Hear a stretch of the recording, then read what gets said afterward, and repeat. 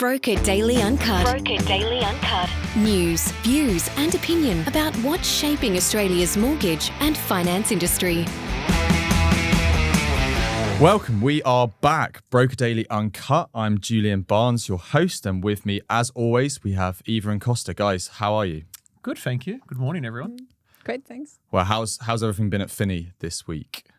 It's been very busy. Now we're coming into the Easter long weekend, 4 instead of 5 days. So it's going to have to cram a lot in the few hours that we do have. Yeah, absolutely. And obviously, there's been a lot of news this week to unpack. We'll be trying to get through and talk about a decent amount of it. Obviously, looking at not all of it's been good news in the property market this week. Auction success rates have fallen quite substantially. I think we're looking at about 60.9% clearance rate nationally. And on the back of that as well, we've seen quite a lot of houses come to auction, a lot more. So we're seeing about 46% up from last week as well. Guys, how is it looking on the ground there? Yeah, we do hear from clients that they are taking their time, especially when they are owner-occupier purchases. They have more choice, more properties to go to. They don't feel as rushed, I guess, to get into the market. And on the other side, I do have quite a few people selling, and they do also feel like people aren't too keen to make offers, or people are simply just deciding not to buy anymore because of what's happening, just putting on hold for a bit, see what's going to happen. Absolutely. I saw a thing from Ray White, the estate agent, that said this time last year, there's about 3 people on average going to each kind of listing. Now it's down to 2.2, which obviously that is going to bring down competition. Basically a third less. Yeah, exactly, which obviously is going to create a big gap in the market. Well, reduce the kind of competition there. Are you kind of seeing that from the buyer side, that they want to bide their time more?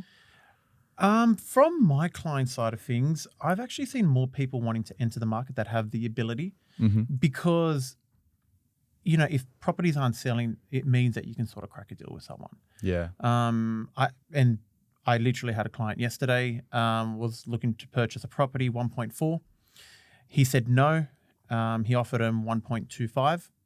And he goes, if you're interested, call me. The agent said no. That was on Thursday. On Saturday, he called him back. He goes, if you can give me 1.35, it's a deal. He goes, I'll give you 1.29. Called him back 10 minutes later. He goes, deal done. Really? And that's a real life scenario. So $110,000 off. And it was 3-4 days. I hear this a lot, this kind of like dual speed thing, where as soon as uncertainty comes in, there's kind of one party saying, hold your ground, see what happens, maybe prices will go down. And then there's the other side saying, get in now before, this is a solid opportunity. And I want to, touch on that, because just before we were talking about investors and what that kind of side of the market, but from the kind of owner-occupier sides, we have seen as well rate hikes on the horizon again. I think all the majors are tipping at least one more. But some pretty interesting news came out from Westpac yesterday, who are now saying that the Reserve Bank of Australia is set to raise the cash rate to 4.85% in 2026. So 3 more hikes, May, June, August, a total of 5 increases. And they say kind of the main driver of that is the ongoing Middle East conflict, kind of the closure of Strait of Hormuz, all that stuff that we've been hearing in the news all this time. Is that kind of weighing, do you see, on buyer confidence right now? Yeah. I think, we're pretty much back to the peak we were at last year. One more hike and that's going to do it. People are feeling a bit more constrained with their spending. And I think when people are already tight, that does put a question mark on, can we actually afford a mortgage when we're going to see 3, 4, 5 more rate hikes? Yeah. So we also have more conversation about, should we fix now? And there is definitely a price tag to that. Fixed rates are going up. We just had NAB yesterday. Or and NAB ING. yesterday, ING today have confirmed that fixed rates are going up, which pretty much indicates that they're expecting the RBA to increase rates again at the next meeting. Yeah.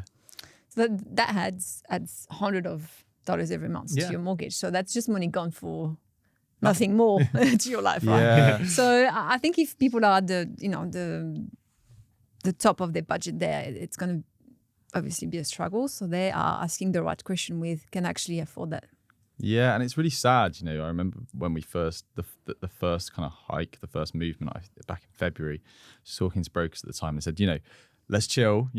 The actual amount of money added onto your bill is negligible. But obviously, if these hikes came to fruition, then you are talking about quite a serious amount. You're talking like 5 hikes. That's a lot. That's a lot. That's a lot of money. I think the average home loan size is about 700,000. Yeah. So you're looking at thousands upon thousands over the year. Duration of the year. Yeah. Exactly, and then you compound that obviously with fuel prices, with inflation's still high. We had 3.7% at the last reading, but obviously that was before the war, so that we'll see where that goes. There is a lot of different kind of concerns there. I want to ask you very quickly, are you doing more rate locks as well? It's something that I was talking with a colleague about just before the podcast, that that is something that potentially people are thinking about, is paying that bit of extra money to kind of get that security after pre-approval. Is that something that you're seeing more? Yeah, we do. I guess it's almost guaranteed that the rates are going to go up now, right? So you might fix a part of your mortgage on a fixed rate. Some lenders will let you do that for free, so happy days. Mm-hmm. Some lenders will actually have a fee that could be a flat fee or percentage of the loan amount that you're fixing. But I can see more and more benefits of doing that, because the chances of the rates going down soon are... They're just not there. They're just not there. They're just not there. So I can see why people would want to do this. Obviously, if you're going to sell, or investors maybe that want to keep moving, refinancing, investing, it's a different story.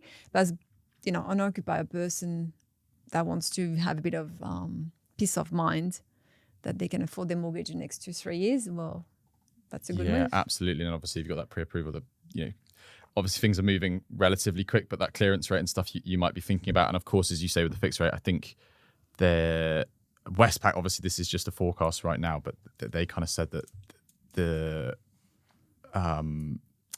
the rates won't be reduced. Rate cuts are kind of delayed now to 2028, not 27. That's the other thing. It takes a lot longer to finally approve a rate cut. Yeah. So when things are going well, you might still have to wait a little bit. Mm-hmm. So, it's quick to have a hike, but on the other, Well, 28 is a long time. But things can change very quickly as well. Like late last year, we were talking about decreases. Yeah. And now... so soon. I remember when I wrote the last article for the last hike, and I kind of look back as when it was tipping and I didn't have to go back far. It was just end of 2025. Yeah. Most banks were most forecasters, even the market itself was saying, there's going to be cuts. Well, that's what it really is, right? It's just a forecast from one economist at Westpac. Yeah, I agree. You don't want to read too far into it. Obviously, the other banks haven't. I think CBA is sort of giving the same. They kind of floated the idea. They haven't, and they haven't. Well, to my knowledge, they haven't kind of updated. No, there's no official. Yeah, no. Are you seeing a lot more demand for fixed rates in general? I'm assuming right now. Yeah, it's part of the conversation now. More people are bringing it up, especially investors, because they want to be able to secure that interest rate and sort of lock in that yield that they're expected to get. Speaking of investors, obviously that's something that at Finni you deal with quite a lot. What are you seeing on that kind of segment of the market? Are you seeing this kind of pronounced slowdown? Are there investors kind of cooling off, or is that just not the case on the other side? I don't think I am. When you're an investor, you think differently to property. Like, yes, interest rates are going up, but you may just have to adjust the numbers and purchase something else in a different suburb or a different region.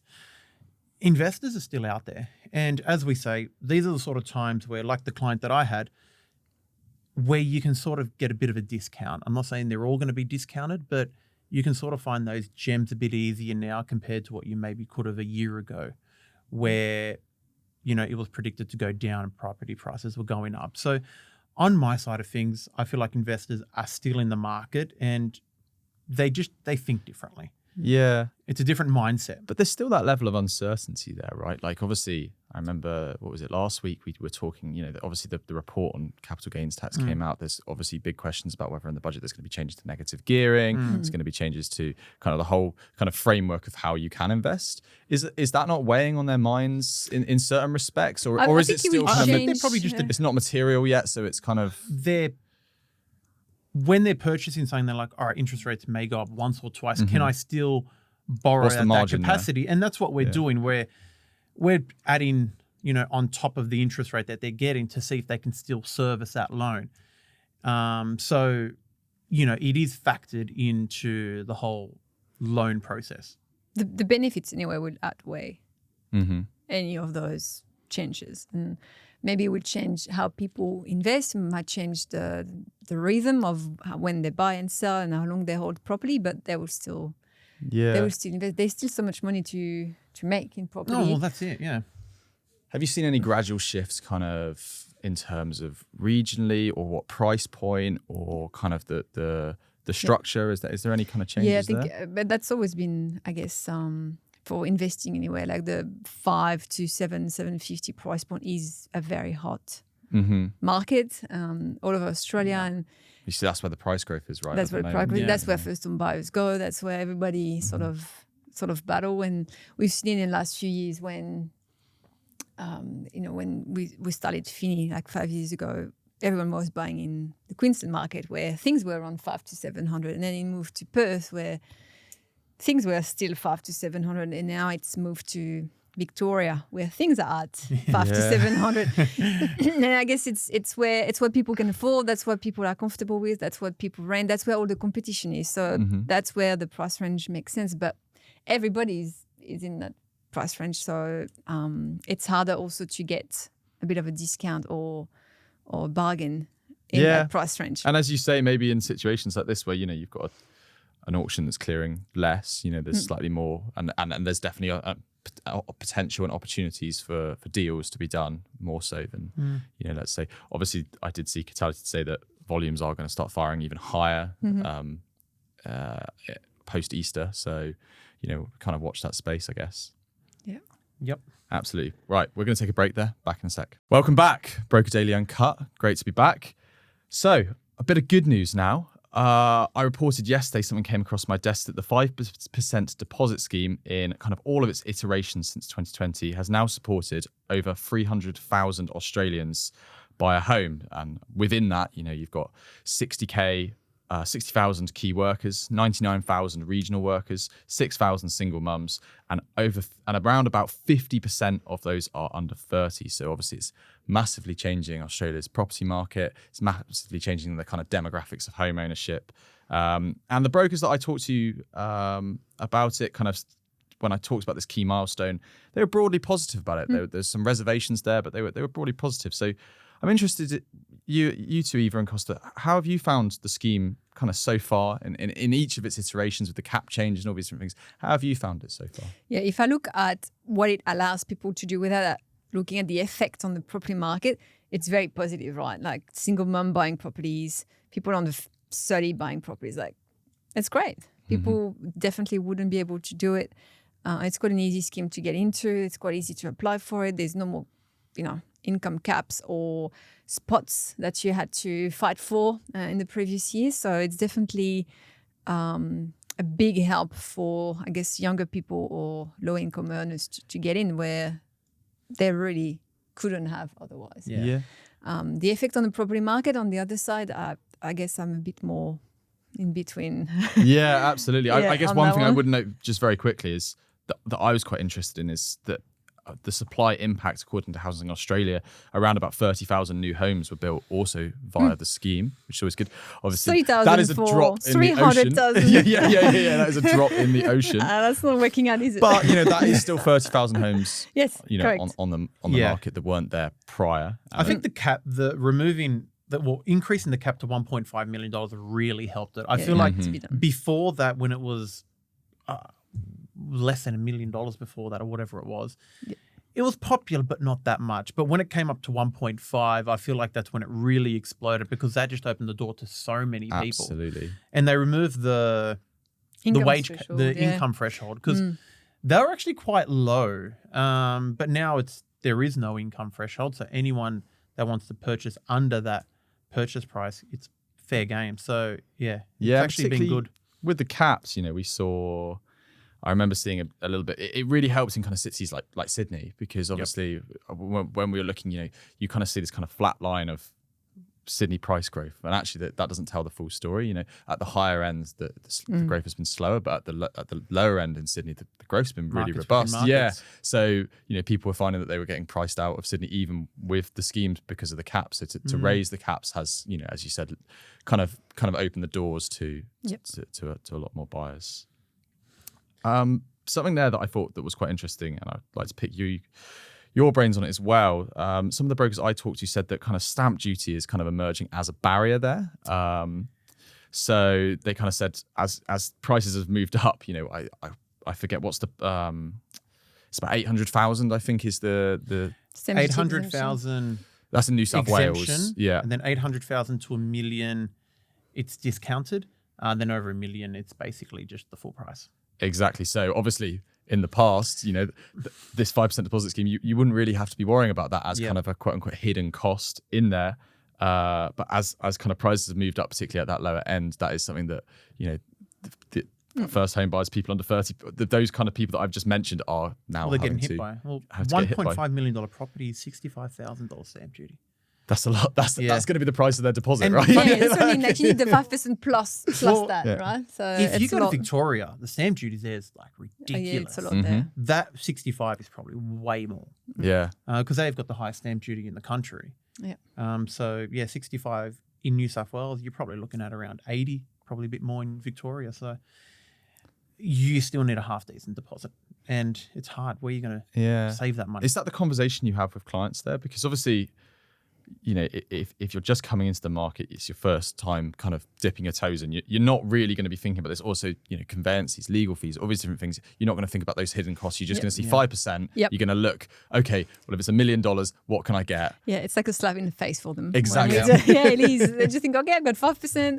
I'm like, well, think about your solicitor. It's like $3,000. You need, you know, a bit of probably $2-3,000 to make sure the house. You're building in pest. Building in pest, and I don't know, a bit of maintenance when you move in. And and where are you going to draw the kind of stamp duty from there? Because you can't. From your pockets, dude. Like you need savings. Because you can't draw it as equity from. No, if you're first time buyer, I've seen people just sort of get loans off their parents. They'll give them a gift of the stamp duty, and then they'll do their own thing in the background and pay them back. However, that is organised between the client and their parents. That's where I've seen where it sometimes is coming from if the client doesn't have the money. The scheme works very well at the lower end. At the top, it's okay. Yes, there's no LMI, which is a big cost, but stamp duty. Because LMI wasn't what stopped people, because you could capitalize it in the loan. So that's not money that had to come up that they had to come up with. So yes, it's waived, so that's great. It's less money paid over the life of the loan, but the stamp duty is definitely at the top of the scheme, stopping people.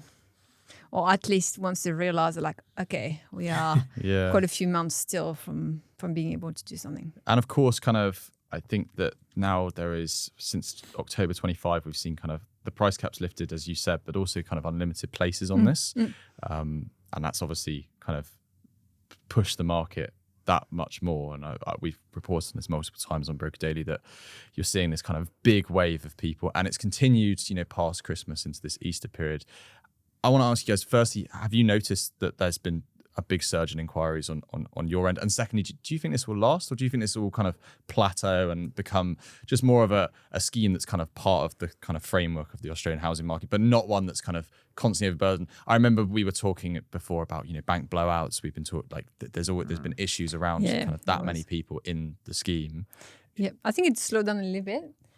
We did have, compared to previous years, a lot more inquiries. Like we mainly investor focused, right? So we don't get that as it's not your primary thing. Yeah. So we do get them when I guess it's like someone's friend or referrals or people coming to us because they've known us. It's rare that it's someone that just come to us for that main reason. But we've had a lot more since. Yeah, there's no cap on the numbers. Yeah. But I love dealing with them because it's, you know, there's a lot of emotion that is just not happening in investment yeah. world. It's like, whatever, I'm buying a Investing is like, house. the spreadsheet says yes, so I'm just going to go do That's it. right. That's what the That's all it spreadsheet is. but when they first time buy, it's like there's so much more excitement Yeah. and happiness when it's happening, and it's like, oh my god, it's my dream home, and I'm It's a finally doing meaningful this. Like purchase. it's a lot more pleasant, I guess, to do them. So we've had a few more. Did Yeah. it concentrate, talking investors very quickly there, obviously on the last section we talked about where investors, where there's a lot of demand for investors, where they're looking often.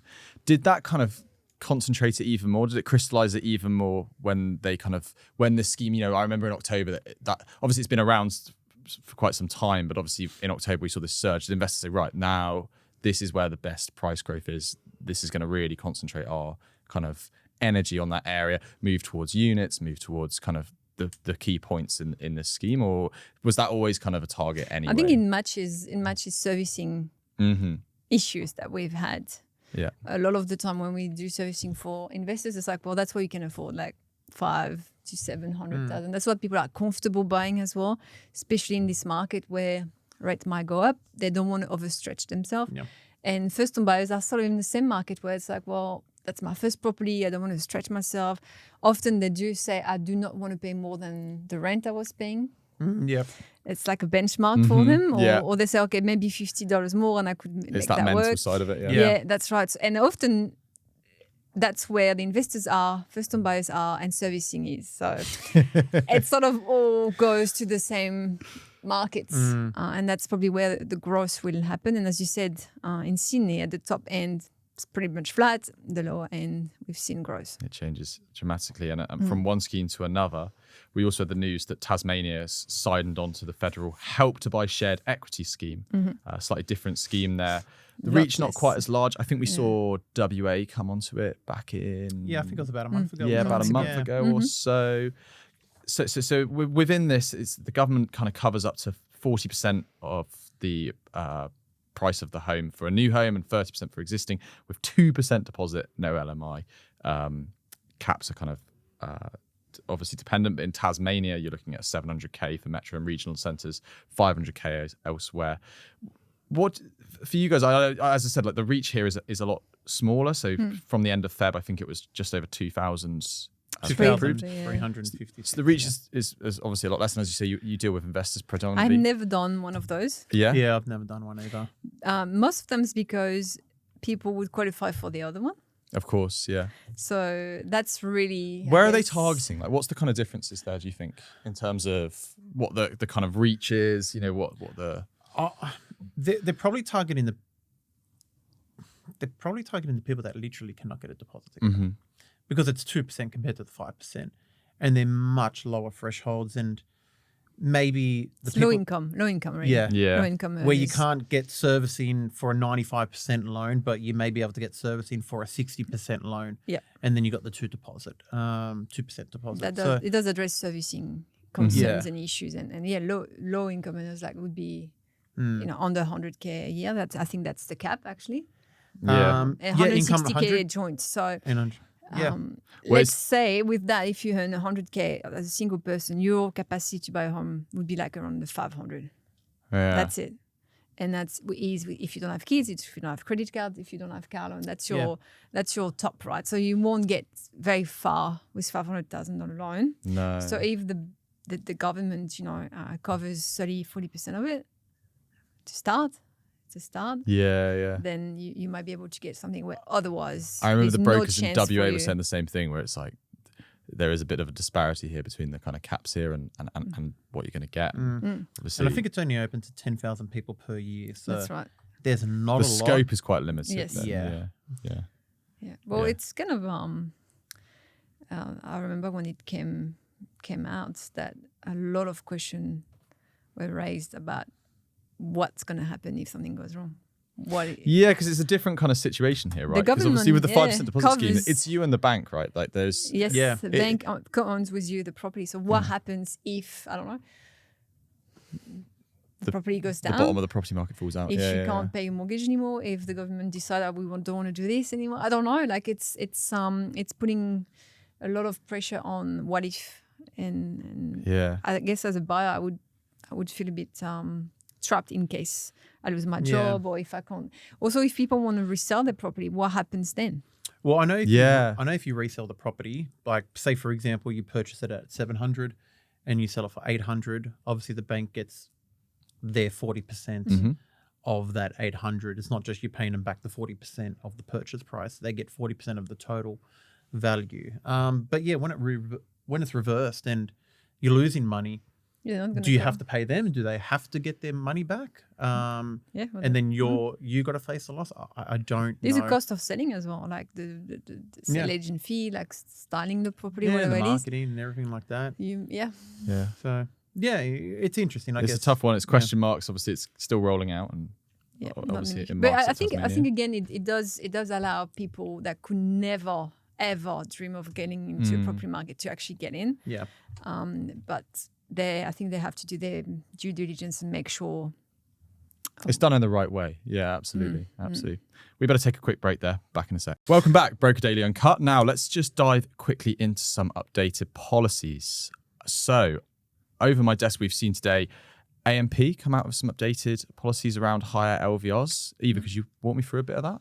Yeah, they decided to increase the LVR to 95% on P&I for owner-occupier or investors alike, and up to 90% if you choose interest only. So that sort of mirrors what Westpac had done a few weeks back, opening up to 95%, which is great. And I think that really opens up doors again for investors where doors had shut, in terms of how much they could get out of banks to buy property. We still see, for example, Macquarie not doing interest only over 80%. Wow. Yeah, that's a big disparity. Which Macquarie is one of those, preferred bank for investors. So that does say AMP is trying to bring in bringing business and also attract investors to their book, which is good. And 95% at a good interest rate. We haven't seen that. It's enticing. Yeah, for a while. I was going to say, what's generating that kind of disparity of kind of Macquarie isn't going there? They've always been that way.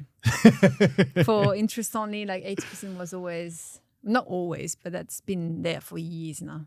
Is that kind of the highest kind of level of facility there? Is kind of 90% LVR for an interest only, or would we potentially see banks get even higher? It was 88% plus LMI. That's the investment market, right?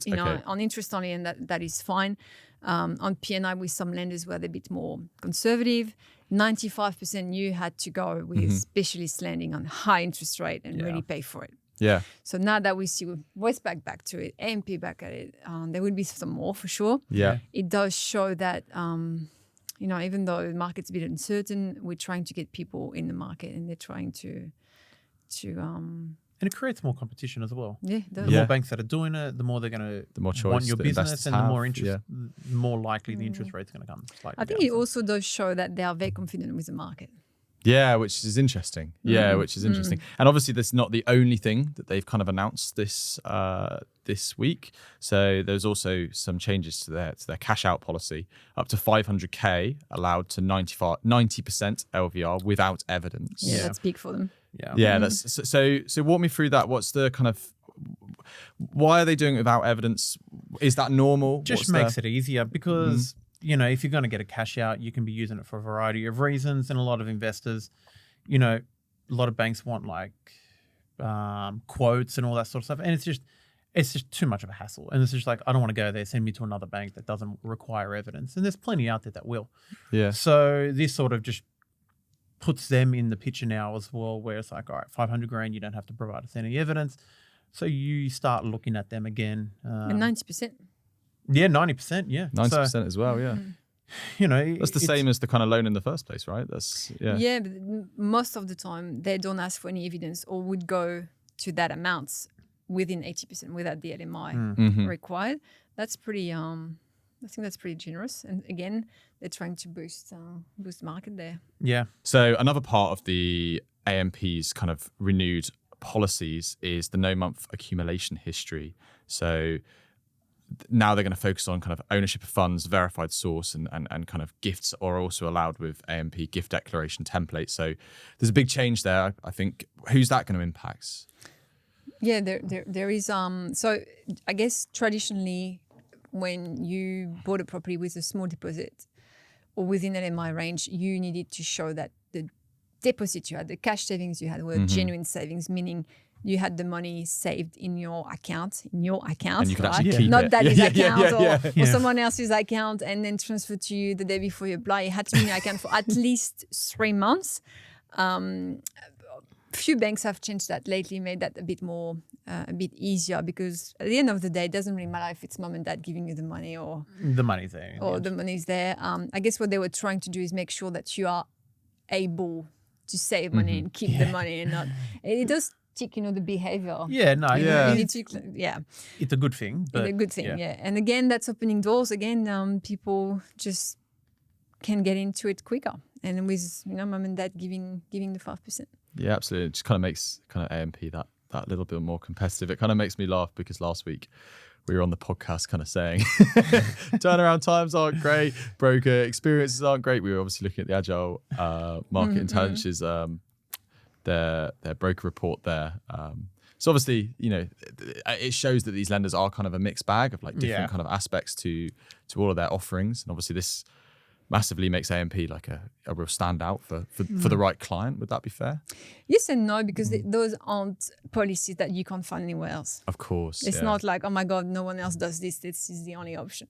So yes, that might be attractive, but the rest needs to And also even if they stack are, up. other lenders will move with the pack, right? They Yeah, will that's right. see this kind of... And the rest needs to stack up. Like there are other banks that have genuine saving that might have a better customer experience. I don't know, but better interest rate. a better interest rate, whatever it is. So there's nothing there that's like completely outside of the norm, where people would only have them as an option. It just brings them into the picture again. And if you're maybe struggling with servicing and they're offering more servicing, you're going to go to them. Yeah. Now that they've got those policy changes. But yeah, just brings it into the mix, and more competition is good.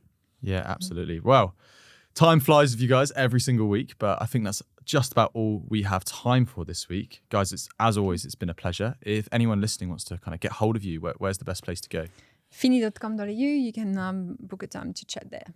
Ideal. Thank you. And as always, you can go to the Broker Daily Network at brokerdaily.au to hear any back episodes, any breaking news, insights, all that kind of good stuff. Guys, thank you so much for another week. Thank you again. Have you got any plans for Easter this week? Chocolate eating. Friends, family, all the usual. Yeah, exactly. Well, for everyone listening, have a great Easter and goodbye. The information featured in this podcast is general in nature and does not take into consideration your financial situation or individual needs and should not be relied upon. Before making any investment, insurance, tax, property or financial planning decision, you should consult a licensed professional who can advise whether your decision is appropriate for you. Guests appearing on this podcast may have a commercial relationship with the companies mentioned.